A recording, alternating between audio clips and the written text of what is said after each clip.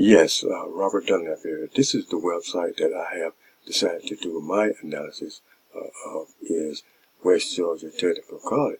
But the first thing that I would like to do is to make sure that this website is accessible. So I scroll down and I click on Web Accessibility Statement just to see, and there it is.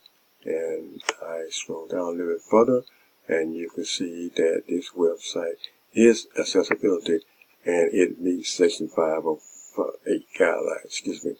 I scroll back up and just to check the length, I click on admission, come all the way down to dual enrollment, and there it is, dual enrollment. Dual enrollment has a list of 2 courses that you can be pretty much integrated in to take if you would like to. I scroll back up, click on Academic, Program of Studies, and there's the Program of Studies. There you can see there's a list of programs.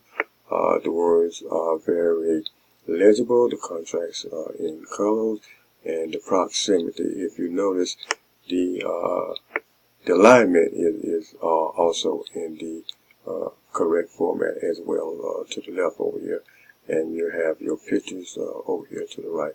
Overall, I think that this website has been put together and designed neatly by the team. And I click on the Contact Us, scroll right down to the Compass site,